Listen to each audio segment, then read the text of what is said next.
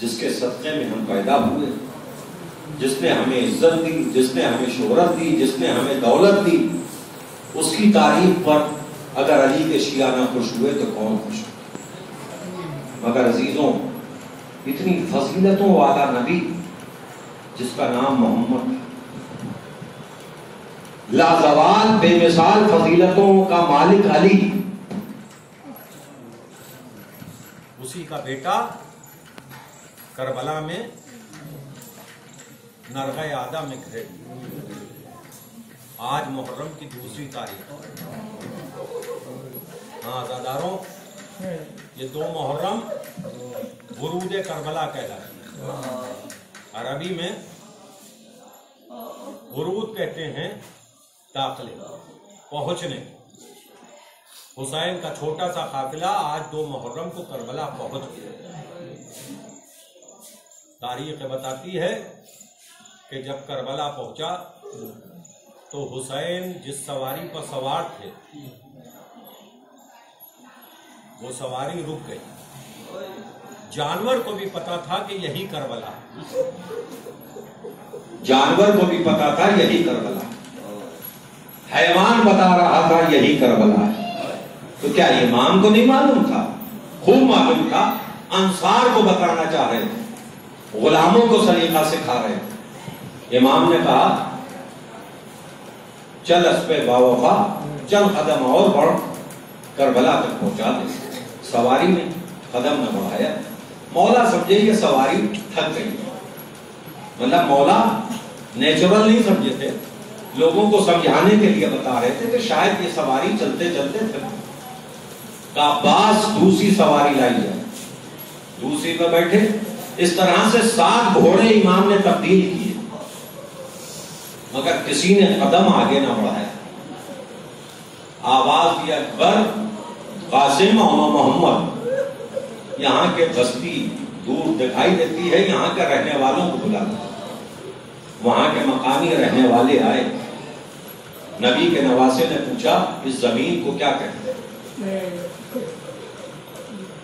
देखिए, एक मंजर ये था कि बनी असद के खानवादे को हुसैन जमा करवा रहे थे। दूसरी तरफ सानिया जहरा की क्या अजमत है कि एक मर्तबा जिस महमिल में जनाब ज़ैनब तशरीफ फरमाती हैं उसका पर्दा हवा से हटा, सरजमीन करबला की खाक उड़ी जो शहजादी ज़ैनब के सर पे आके पड़ी। ज़ैनब ने अपने हथेली में खाक ली, सूंघ के देखा तो रो के बोली मेरे अब्बास को बुला दो। जनाब अब्बास महमिल के पास आए, शहजादी क्या हुक्म है? कहा भैया अब्बास मेरे हुसैन को मेरे पास भेजो। इमाम हुसैन आए, मेरी माँ जाई क्यों याद किया? कहा भैया मेरे नाना ने फरमाया था ज़ैनब जब तुम करबला पहुंचोगी तो महमिल का पर्दा हवा से उड़ेगा, खाक उड़ेगी जो तुम्हारे सर पर आएगी कि जिसमें से हुसैन के लहू की बू आएगी।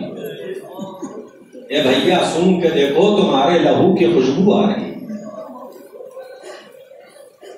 हुसैन समझ गए कि ज़ैनब भी समझ गई है कि यही करबला। मौला आपको सलामत रखें। अभी मैंने मसाइब नहीं पढ़े, रखते मसाइब हैं। आपकी आवाजें भी बुलंद हैं, आपकी आंखों से आंसुओं का समंदर भी जारी है। आज दूसरी मुहर्रम है, जिस मजलिस में जाइएगा ये सोच कर रोइएगा कि शहजादी का रुमाल खाली न चला जाए।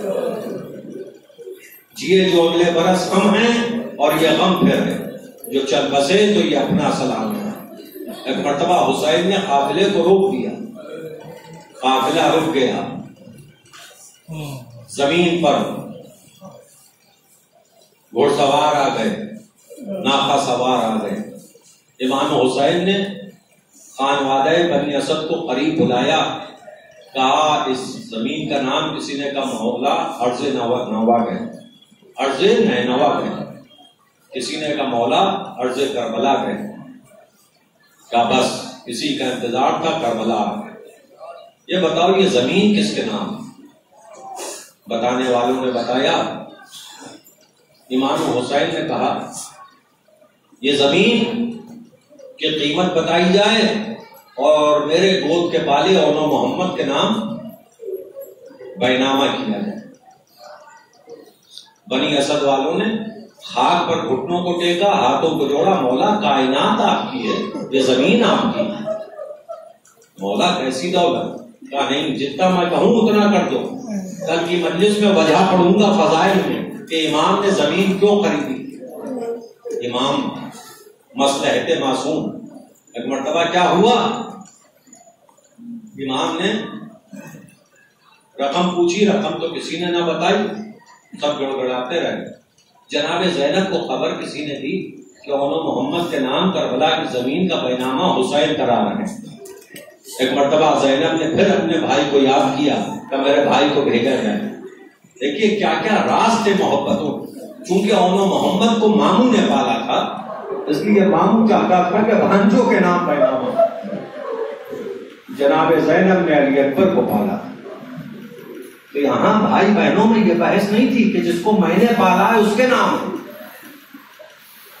हुसैन बताना चाह रहे थे कि भांजों की मोहब्बत में मैं भांजों के नाम कराऊं। ज़ैनब कह रही थी नहीं, तुम्हारा वारिस तो अली अकबर है, मोहम्मद की शक्ल है, सीरत है, सूरत है, जमाल है, कमाल है। एक मर्तबा हुसैन ने पूछा ज़ैनब क्यों याद किया? तो मैंने सुना है कि करबला की जमीन ले रहे हो, बैनामा मोहम्मद के नाम नहीं होगा, बैनामा अली अकबर के नाम। हुसैन समझ गए कि ज़ैनब इस राज को खुल के नहीं कह रही है। मकसद ये है कि हुसैन का बेटा अली अकबर है, का उन्होंने मोहम्मद के नाम हो या अली अकबर के, बहन बात एक है। का नहीं भैया, जिसको तुमने पाला उसके नाम हो जाए, जिसको मैंने पाला हो। हुसैन समझ गए कि ज़ैनब को बहाना चाहिए। जनाब अली अकबर के नाम जमीन खरीदी गई, बैनामा हो गया। बस अज़ादारों तुम रोने को तैयार हो, हम रुलाने को तैयार हैं। शहजादी अपना रुमाल सफेद लेके तुम्हारी आंखों के सामने गश्त करेंगे। आज 2 मुहर्रम है, अज़ा के 2 दिन जाया हो गए। तारीख बताती है कि एक मर्तबा हुसैन खाक पर बैठे, जब बैनामा हो चुका तो इमाम ने वही जमीन बनी असद वालों को हिबा कर दी। हिबा करने के बाद इमाम ने गुर्बत के आलम में सर को झुकाया, वसीयतें करना शुरू की। बस 3 वसीयतें सुन लो, मजलिस तमाम है अज़ादारों। जिसका जिस तरह चाहे पुरसा दे ले फातिमा को। एक मर्तबा हुसैन ने कहा कि अगर ये यजीदी फौजें हमें गुस्ल कफन ना दें, ए बनी असद वालों मुझे आके गुस्ल कफन दे दें। ए बनी असद वालों, अगर कोई मेरी कब्रों की ज़ियारत करने आए तो उसको कम से कम 3 दिन मेहमान रख। अल्लाह अकबर। ये सबीलें, ये मजलिसों का खाना, ये करबला मौला के दस्तरखान ये हुसैन ने कायम किए हैं। वसीयत फरमाई कि कोई भी मेरा ज़ाहिर आए 3 दिन कम से कम उसकी खिदमत करना। तुम जानते हो कि मैं सैयदा का मजलूम बेटा हूं।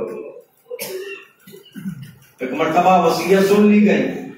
उसके बाद इमाम ने बनी असद के घर की औरतों को जमा करवाया, सर झुका के कहा, ए बनी असद के खानवादे की औरतों, मेरी बात गौर से सुनना। मैं गरीब ज़हरा हूं, मैं मोहम्मद का नवासा हूं, मैं बेजुर्मो खता यहां मारा जाऊंगा प्यास की आलम में, मेरे बच्चे शहीद किए जाएंगे।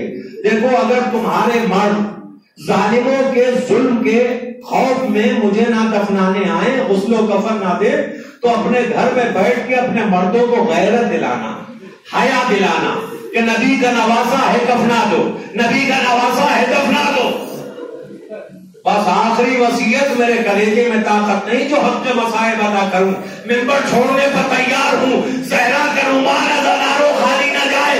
एक मर्तबा छोटे छोटे बच्चों को जमा किया, का बनी असद के बच्चों, ये सहरा का नाम तुमसे हाथ जोड़ के वसीयत करता है कि जब तुम्हारे माँ बाप यजीदी फौजों के खौफ से ना मैदान में निकले तो तुम खेलते खेलते मैदान में आना, एक एक मुट्ठी खाक उठाना, हमारे लाशों पे डाल देना।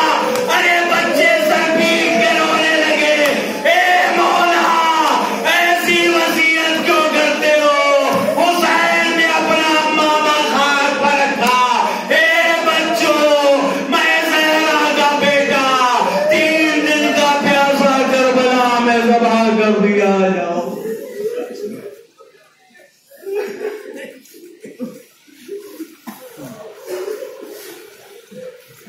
रहमतुल्लाहि व बरकातुहू।